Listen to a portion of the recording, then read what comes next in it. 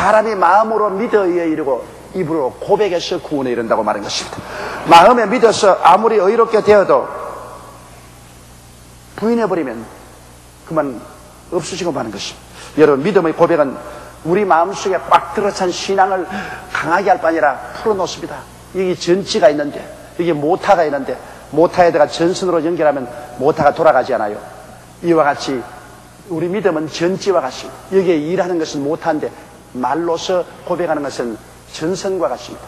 말로서 연결해 주어야 모타가 돌아갑니다.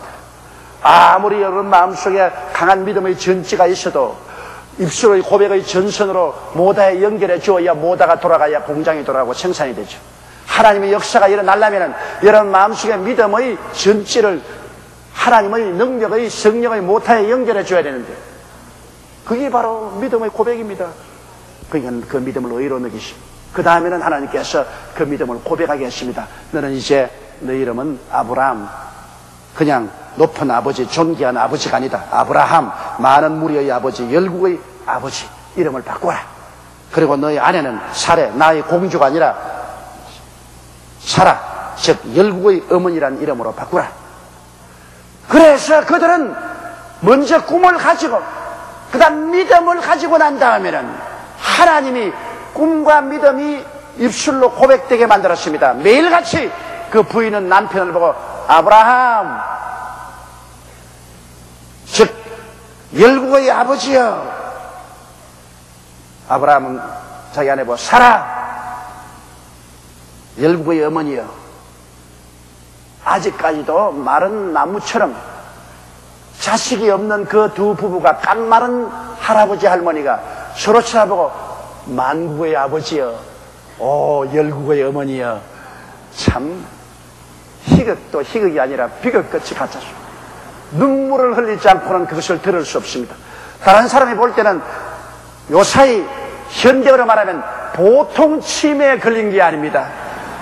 병원에 입원을 쓰게도 아주 중요한 병원에 입원을 쓰게 될 정도로 치매에 걸렸습니다. 100살 먹은 할아버지가 90살 먹은 아내를 보고 서로 많은 민족의 조상이여 많은 열국의 어미여 할 때는 여러분 정상적인 사람이라고 볼 수 있겠습니까? 그러나 그들은 마음속에 하나님이 주신 꿈과 그 꿈을 믿은 결단 믿음을 입술의 고백으로 풀어놓도록 하나님이 명령한 것입니다. 그래서 그들은 매일같이 입술의 고백을 했습니다. 눈에 보이지 않고 귀에 들리지 않고 손에 잡히지 않은 것을 입술로 없는 것을 있는 것 같이 고백했습니다. 바로 하나님이 그런 하나님 아닙니까? 아브라함의 믿음 하나님은 죽은 자를 살리시며 없는 것을 있는 것 같이 부르시는 하나님이시니라. 이게 바로 영적인 세계의 역사인 것입니다.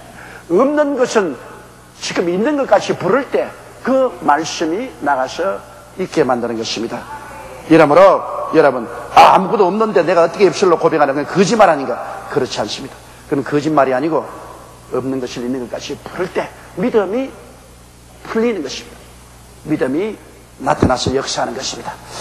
그리고 넷째로는 이제 담대한 실천이 있어야 되는 것입니다.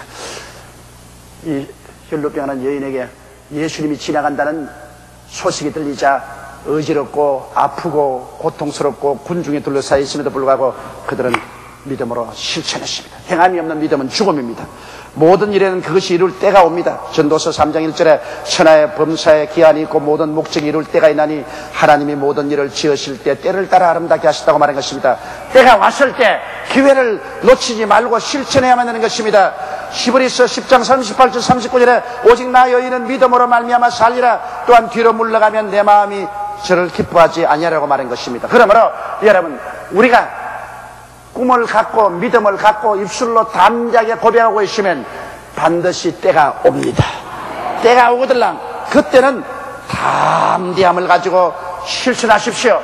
두려워하면 안 됩니다. 뒤로 물러가면 안 됩니다. 두려움은 하나님이 미워하시는 것입니다. 믿음으로 배에서 뛰어나가서 물으로 걷기 시작해야 되는 것입니다.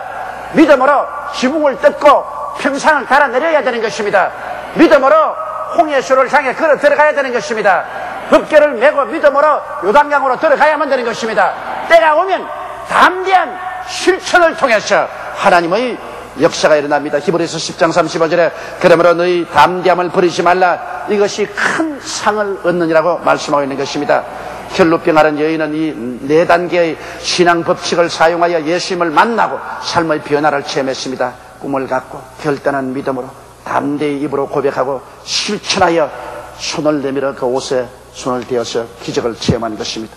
우리들도 다 복음 전함을 받은 자로 돼 그것이 유익되지 못하면 믿음을 화합하지 않기 때문이라고 성경이 말하셨습니다.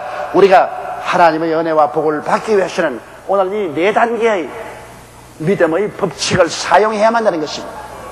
그럴 때 오늘 혈루병 앓은 여인이 예수님을 만난 것처럼 여러분도 이 자리에서 예수님을 만날 수가 있습니다. 우리 다 같이 고개숙여 기도드리겠습니다. 전능하신 우리 하나님 아버지, 예수님이 아무리 우리 곁에 와 계셔도 우리가 예수 그리스도의 능력을 받아들일 수 있는 그릇이 준비되지 아니하면 수많은 사람이 예수 그리스도를 밀고 그리스도의 옷에 손을 대도 아무 역사가 일어나지 않은 것처럼 아무런 역사도 일어나지 아니할 것입니다. 이 혈루병 앓은 여인 것처럼 꿈을 갖고 믿음의 결단을 내리고 입술로 담대하게 신앙을 고백하며 기회가 왔을 때 용감하게 나가셔 믿음을 실천함으로 기적을 체험하게 도와주시옵시고 그리스도와 함께 인생을 행하는 승리로운 삶을 살게 복을 나려 주옵소서. 우리 주 예수님 이름으로 기도드리옵나이다. 아멘.